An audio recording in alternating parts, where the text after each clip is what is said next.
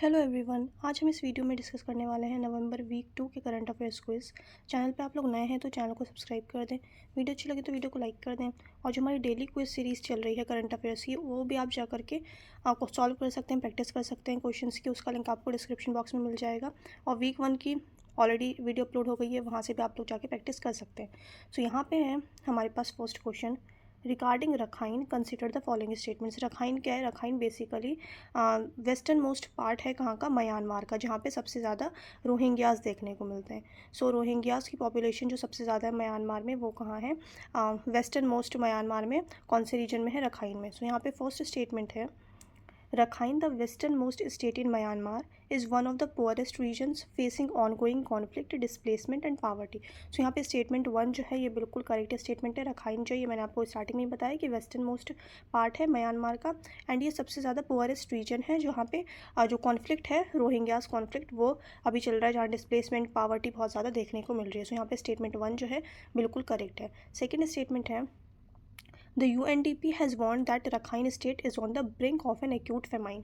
सो यहाँ पे स्टेटमेंट 2 जो है ये भी हमारी बिल्कुल करेक्ट स्टेटमेंट है। यहाँ पे बेसिकली रोहिंग्या जो है ये एथनिक माइनॉरिटी है। एथनिक माइनॉरिटी है कहाँ? म्यांमार में।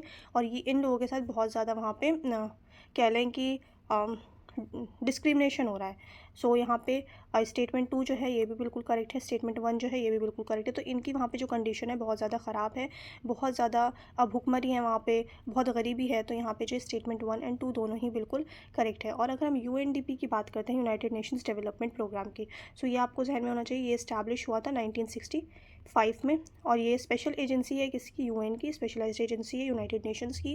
And United Nations development programme जो है इसका बेसिकली जो एम है वो क्या है? वो पावर्टी को एलिमिनेट करना, एलिमिनेट पावर्टी, एंड प्रमोट करना डेमोक्रेटिक गवर्नेंस को, क्लाइमेट रिजिलियंस को, एंड सस्टेनेबल डेवलपमेंट को प्रमोट करना। एलिमिनेट करना पावर्टी को, एंड प्रमोट करना सस्टेनेबल डेवलपमेंट को, डेमोक्रेटिक गवर्नेंस को, एंड क्लाइमेट रिजिलियंस को। सो यहाँ पे जो है हमारा, अगर हम स्टेटमेंट देखें तो ये 1 एंड 2 दोनों ही बिल्कुल करेक्ट हैं। यहाँ से करेक्ट पूछ रहे थे, हमारा आंसर जो होगा वो होगा option number C, both 1 and 2। So यहाँ पे जो है इसे आप लोग मैप में भी एक बार देख लीजिएगा अच्छे से, ताकि आपके जहन में आ जाए, एग्जाम में पूछ लेते हैं। सो यहाँ पे हमारा नेक्स्ट क्वेश्चन है, the state of food and agriculture 2024 report was recently released by which of the following.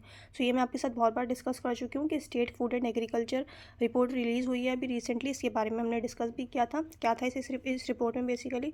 So state of food and agriculture 2024 report की बात करते हैं। रिपोर्ट कौन रिलीज़ करता है? State of food and agriculture. तो ये बेसिकली जो फूड एंड एग्रीकल्चर ऑर्गेनाइजेशन है, ये ऑर्गेनाइजेशन रिलीज़ करती है food and agriculture report, state of food and agriculture report. So यहाँ पे जो आंसर होगा वो होगा हमारा option number A, food and agriculture organisation. The next question is, according to the WHO Global Tuberculosis Report, which of the following statements are correct regarding India's progress and global TB trends? सो यहाँ पे WHO की global tuberculosis report out हुई है 2024 में। सो एक तो यहाँ पे आपको ये क्वेश्चन भी बन जाता है कि ग्लोबल ट्यूबरक्लोसिस रिपोर्ट कौन रिलीज़ करता है। सो ग्लोबल ट्यूबरक्लोसिस रिपोर्ट जो है वो WHO, वर्ल्ड हेल्थ ऑर्गेनाइजेशन जो है, ये रिलीज़ करती है। एंड सेकेंड चीज़ें यहाँ कह रहे हैं क्वेश्चन के अकॉर्डिंग कि हमने करेक्ट बताना है जो इंडिया का जो प्रोग्रेस हुआ है TB ट्रेंड्स में। सो ग्लोबली TB ट्रेंड्स की अगर हम बात करते हैं तो इसमें इंडिया का क्या कॉन्ट्रीब्यूशन रहा है, इंडिया ने क्या क्या अचीव किया, इंडिया की क्या प्रोग्रेस हुई है। सो यहाँ पे जो स्टेटमेंट 1 है हमारी, यह है, India achieved a 17.7% decline in TB incidents from 2015 to 2023 and surpassing the global average decline of 8.3%। सो यहाँ पे जो है अगर हम स्टेटमेंट 1 की बात करें तो इंडिया बेसिकली यहाँ पे अगर हम 2015 से 2023 तक की बात करते हैं तो यहाँ पे ये बिल्कुल करेक्ट कह रहे हैं कि 2015 से 2023 तक इंडिया में अगर हम TB की पेशेंट्स देखें या TB में जो गिरावट आई है, डिक्लाइन जो हमें देखने को मिलता है वो 17.7% देखने को मिलता है। सो यहाँ पे जो ये बहुत अच्छा इंडिया ने यहाँ पे रोल प्ले किया है कि इसको डिक्लाइन देखने को मिला है, वो भी 17.7% का 2015 से 2023 के बीच में। सो यहाँ पे बिल्कुल करेक्ट है। एंड अगर हम ग्लोबली बात करें तो ग्लोबली जो एवरेज डिक्लाइन आया है इंडिया में TB से रिलेटेड, तो ये 8.3% डिक्लाइन देखने को मिला है ग्लोबली। सो ये बहुत बड़ी चीज़ है। यहाँ पे स्टेटमेंट 1 जो है ये बिल्कुल करेक्ट है। सेकेंड स्टेटमेंट है, India recorded 27 lakh TB cases in 2023 with treatment coverage increasing to 89% from 72% in 2015. सो यहाँ पे स्टेटमेंट 2 जो है ये भी बिल्कुल करेक्ट है कि 23 की अगर हम बात करें 2023 की लास्ट ईयर की, तो इंडिया में TB केसेस जो देखने को मिले हैं 27 लाख TB केसेस देखने को मिले, और इन TB केसेस में जो ट्रीटमेंट कवरेज है बेसिकली वो इंक्रीज़ हुआ है, कितना 89% तक इंक्रीज़ हुआ है। और अगर हम 2015 की बात करते हैं तो 2015 में ये ट्रीटमेंट कवरेज कितना था, 72%। सो इंडिया का जो यहाँ पे ट्रीटमेंट कवरेज भी इंक्रीज हुआ है। सो यहाँ पे स्टेटमेंट 2 जो है बिल्कुल करेक्ट है। स्टेटमेंट 1 जो है ये भी बिल्कुल करेक्ट है। थर्ड स्टेटमेंट की अगर हम बात करें, India, Indonesia, China, Philippines and Pakistan account for 56% of the global TB burden. So यहाँ पे स्टेटमेंट 3 जो है ये भी बिल्कुल करेक्ट है कि ग्लोबली अगर हम बात करते हैं तो 56% जो है पेशेंट्स TB के वो हमें एशियन कंट्रीज़ में देखने को मिलते हैं, जैसे इंडिया हो गया, इंडोनेशिया हो गया, चाइना हो गया, फिलीपींस हो गया, पाकिस्तान हो गया।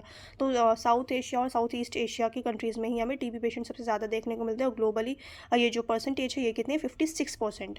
सो यहाँ पे जो है स्टेटमेंट 3 जो है ये भी बिल्कुल करेक्ट है। 1, 2 एंड 3 तीनों ही स्टेटमेंट हमारे पास बिल्कुल करेक्ट है। हमारा जो आंसर होगा वो होगा option number D, 1, 2 and 3। So 1, 2 and 3 जो है यहाँ पे हमारा राइट आंसर है। The next question is, consider the following statements regarding wind energy in India. So wind energy की अगर हम बात करें तो India has an estimated wind power potential over 1163.86 gigawatt at 150 metres above ground level. So यहाँ पे statement 1 जो है ये बिल्कुल करेक्ट है। जो इंडिया की विंड पावर पोटेंशियल है वो कितनी है, वो 1163.86 गीगावाट है at 150 metres above ground level. So statement 1 जो है यहाँ पे हमारी बिल्कुल करेक्ट है। सेकेंड स्टेटमेंट की अगर हम बात करें, the majority of India's wind energy potential is being utilised at the national level. So अगर हम यहाँ पे विंड पोटेंशियल की बात करते हैं, इंडिया के विंड पोटेंशियल की बात करते हैं कि इसका जो यूज़ होता है बेसिकली वो नेशनल लेवल पे सिर्फ 6.5% इसका यूज़ हो रहा है। और अगर हम बात करें तो स्टेट से ज़्यादा अच्छे से हम कह सकते हैं कि विंड पोटेंशियल को या विंड एनर्जी को बहुत अच्छे से यूज़ करें, जैसे कि तमिलनाडु हो गया। सो तमिलनाडु हो गया, गुजरात हो गया। सो यहाँ पर अगर हम तमिलनाडु की बात करें तो 15% जो है तमिलनाडु अपना विंड एनर्जी जो है वो यूज़ करता है। सो यहाँ पे जो है नेशनल लेवल पे सिर्फ 6.5% ही यूज़ हो रहा है।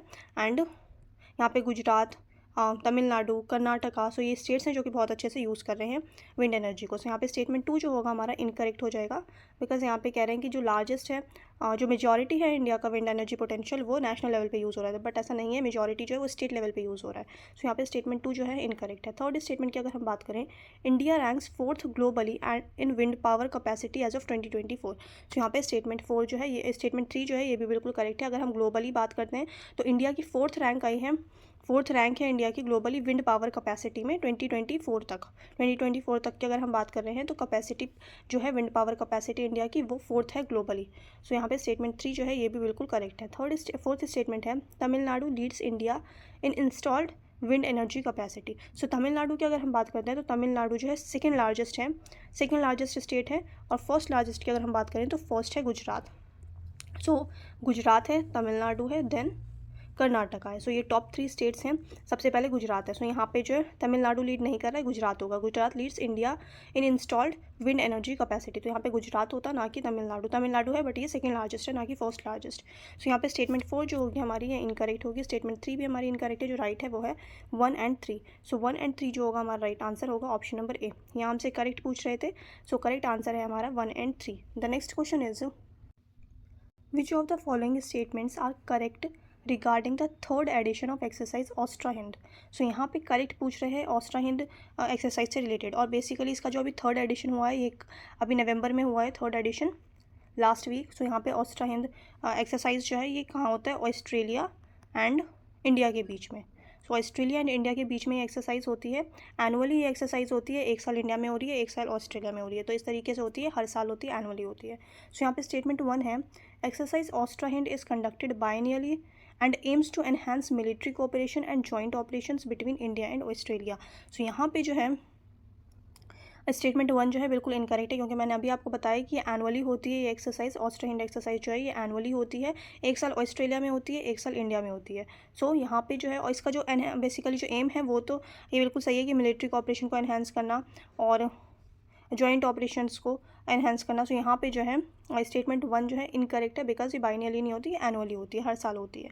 तो थर्ड एडिशन अभी हुआ है इसका, यहाँ पे स्टेटमेंट 1 जो है ये बिल्कुल इनकरेक्ट है, बाइनली नहीं होगा, एनुअली होगा। The exercise includes training on counter terrorism, टेक्टिल drills and coordination in semi urban and semi desert terrains. So यहाँ पे स्टेटमेंट 2 जो है बिल्कुल करेक्ट है। इस एक्सरसाइज में बेसिकली ट्रेनिंग दिया जाता है on counter terrorism, टेक्टिल drills, coordination in semi urban and semi desert terrains. So यहाँ पे स्टेटमेंट 2 जो है ये बिल्कुल करेक्ट स्टेटमेंट है। थर्ड स्टेटमेंट की अगर हम बात करें, other joint exercise between India and Australia include AUSINDEX and Pitch Black. So यहाँ पे जो है स्टेटमेंट 3 ये भी बिल्कुल करेक्ट है कि ऑस्ट्रा हिंद के अलावा जो इंडिया एंड ऑस्ट्रेलिया के बीच में कौन सी एक्सरसाइज होती हैं, एक तो है ऑस इंडेक्स एंड एक है पिच ब्लैक। सो ये भी आपको ध्यान में रखना है कि ऑस्ट्रा हिंद के अलावा और कौन कौन सी एक्सरसाइज हैं, एक है ऑस इंडेक्स, एक है पिच ब्लैक। सो यहाँ पे स्टेटमेंट 3 जो है ये भी बिल्कुल करेक्ट है। स्टेटमेंट 2 जो है ये भी बिल्कुल करेक्ट स्टेटमेंट है। सो यहाँ पे जो हमारा राइट आंसर होगा 2 एंड 3 होगा, हमसे करेक्ट पूछ रहे थे। सो यहाँ पे ऑप्शन नंबर बी जो है ये करेक्ट है, 2 and 3 only. The next question is consider the following statements regarding gluten and its impact on health. तो ग्लूटन से रिलेटेड यहाँ पे स्टेटमेंट्स हैं और कह रहे हैं कि इसका इम्पैक्ट जो है बेसिकली हेल्थ पे वो क्या पड़ता है। So gluten is a protein complex primarily found in wheat, barley and rye and is known to cause gluten related disorder such as coeliac disease. So यहाँ पे जो ये स्टेटमेंट है ये बिल्कुल करेक्ट स्टेटमेंट है, मतलब ये ग्लूटन से रिलेटेड यहाँ पे दिया, अब हमने स्टेटमेंट बतानी है। सो यहाँ पे जो बेसिकली ये फर्स्ट स्टेटमेंट है, ये सेकंड स्टेटमेंट है, ये थर्ड स्टेटमेंट है, ये फोर्थ स्टेटमेंट है। सो यहाँ पे जो स्टेटमेंट 1 जो है ये बिल्कुल करेक्ट स्टेटमेंट है। Gluten is a protein complex, ये प्रोटीन कॉम्प्लेक्स होता है जो कि व्हीट, बार्ले एंड राई में पाया जाता है बेसिकली। और इसकी जो ग्लूटन रिलेटेड डिसऑर्डर होते हैं वो एक हो गया कोइलियाक डिजीज़। सो इसका डिजीज़ का नाम भी आपको याद रखना है कि ग्लूटन प्रोटीन की वजह से होता है। और बेसिकली ये क्या है, ग्लूटन एक प्रोटीन कॉम्प्लेक्स। सो यहाँ पे स्टेटमेंट 1 जो है ये बिल्कुल करेक्ट स्टेटमेंट है। सेकेंड स्टेटमेंट की अगर हम बात करें, proteases also known as peptidase और proteinase is an enzyme responsible for completely breaking down gluten in the digestive system. So यहाँ पे स्टेटमेंट 2 जो है ये भी बिल्कुल करेक्ट है कि प्रोटियाज, जिसे हम पेप्टिडेज कहते हैं या फिर प्रोटीनेज भी कहते हैं, ये बेसिकली एंजाइम होता है, वो ये रिस्पॉन्सिबल होता है किसके लिए, ग्लूटन को ब्रेक डाउन करने के लिए कम्प्लीटली डाइजेस्टिव सिस्टम में। सो यहाँ पे स्टेटमेंट 2 जो है ये भी बिल्कुल करेक्ट स्टेटमेंट है। थर्ड है Koliyak disease is an autoimmune condition triggered by gluten that damages the small intestine and leads to the production of antibodies that attack the body's own proteins। so यहाँ पे statement 3 जो है ये बिल्कुल correct है। Coeliac disease basically autoimmune condition होता है जिसकी वजह से जो ट्रिगर करता है ग्लूटोन को, डैमेज करता है स्मॉल इंटेस्टाइन को, और जिसकी वजह से जो एंटीबॉडीज़ की प्रोडक्शन होती है वो ख़त्म हो जाती है। सो बेसिकली यहाँ पे थर्ड स्टेटमेंट जो है ये भी बिल्कुल करेक्ट है। फोर्थ स्टेटमेंट है currently the only effective treatment for coeliac disease is maintaining a diet very low in gluten. So यहाँ पे स्टेटमेंट 4 जो है ये भी हमारी बिल्कुल करेक्ट है। यहाँ पे हमसे करेक्ट पूछ रहे थे। सो राइट आंसर होगा 1, 2, 3 and 4। So option number D जो है हमारा यहाँ पे राइट आंसर है। Option number D 1, 2, 3 and 4 is the right answer. The next question is with regard to the Quacquarelli Symonds World University Rankings Asia 2025।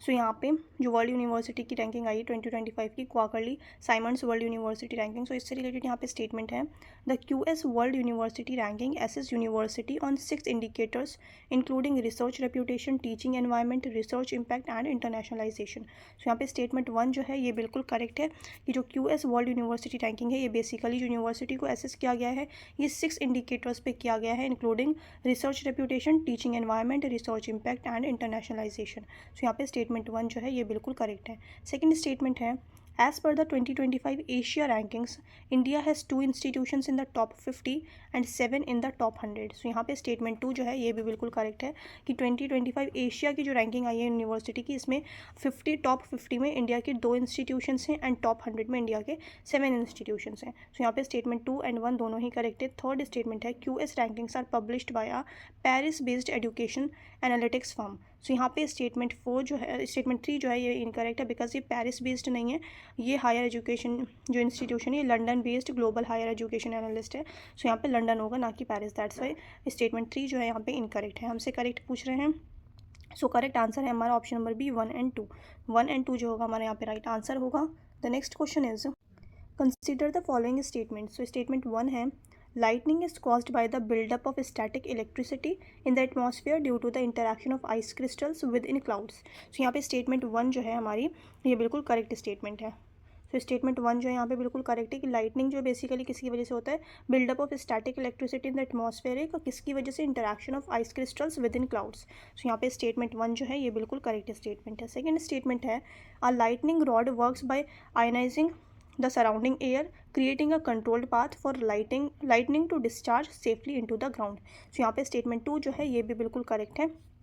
Third statement की अगर हम बात करें, the increased frequency of lightning strikes worldwide is primarily attributed to solar flares and atmospheric pressure changes. So यहाँ पे जो है अगर हम increased frequency and lightning strikes की बात करते हैं तो ये बेसिकली इसकी वजह से क्या होता है, क्लाइमेट चेंज हो रहा है, including temperature increase, atmospheric moisture increase हो रहा है, और एयर मॉइस्चर की वजह से क्या हो रहा है, क्लाउड फॉर्मेशन हो रहा है। सो यहाँ पे स्टेटमेंट 3 जो होगी ये इनकरेक्ट होगी, solar flares and atmospheric pressure changes नहीं है, ये क्लाइमेट चेंज है बेसिकली। सो यहाँ पे स्टेटमेंट 3 जो है इनकरेक्ट होगा। 1 और 2 जो है हमारे पास ये राइट आंसर है।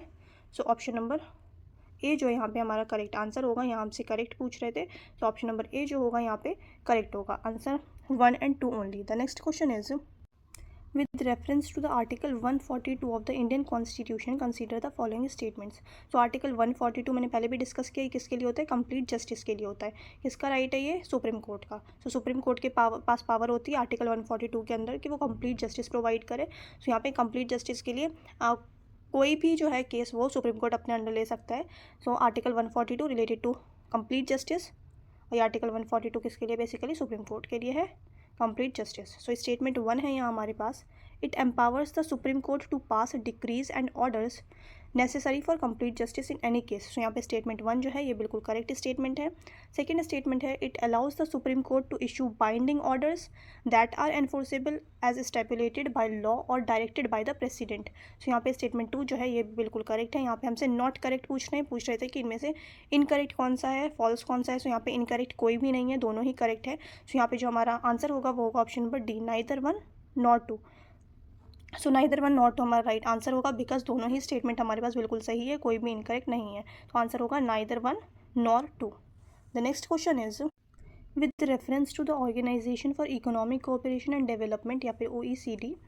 सो OECD से रिलेटेड यहाँ पे हमने स्टेटमेंट बतानी है कौन सी करेक्ट है। सो यहाँ पे करेक्ट पूछ रहे हैं organisation for economic cooperation and development. So OECD की अगर हम बात करें तो ये एस्टैब्लिशमेंट इसकी कब हुई थी, 1961 में। इंटरनेशनल ऑर्गेनाइजेशन है, 38 डेमोक्रेटिक कंट्रीज़ जो हैं ये मेंबर हैं, 38 डेमोक्रेटिक कंट्रीज़ मेंबर हैं। टोटल मेंबर कितने हैं, 38। 1961 में OECD की एस्टैब्लिशमेंट हुई थी। एंड स्टेटमेंट 1 है यहाँ पे, India has been a member of the OECD since 2007 alongside countries such as Brazil, China, Indonesia and South Africa. So यहाँ पे जो है स्टेटमेंट 1 हमारी इनकरेक्ट है, बिकॉज इंडिया जो है वो मेंबर नहीं है। इंडिया जो है की पार्टनर है 2007 से, की पार्टनर है इंडिया, ना कि मेंबर है 2007 से, alongside countries such as Brazil, China, Indonesia and South Africa. So ये 4 कंट्रीज़ जो है Brazil, China, Indonesia and South Africa, ये भी जो है क्या है, की पार्टनर है इंडिया के साथ साथ 2007 से। सो यहाँ पे स्टेटमेंट 1 जो है इनकरेक्ट है, इंडिया मेंबर नहीं है, की पार्टनर है। सेकेंड स्टेटमेंट है The OECD also maintains a blacklist of uncooperative tax havens and has working relationships with non-member economies। सो यहाँ पे स्टेटमेंट 2 जो है ये बिल्कुल करेक्ट है। तो यहाँ पे हमसे करेक्ट पूछ रहे थे, आंसर होगा हमारा option number B, only 2। I hope आप लोगों ने अच्छे से प्रैक्टिस करी होगी। चैनल पे आप लोग नए हैं तो चैनल को सब्सक्राइब कर लें, वीडियो अच्छी लगी तो वीडियो को लाइक कर दें। अब मिलते हैं नेक्स्ट वीडियो में।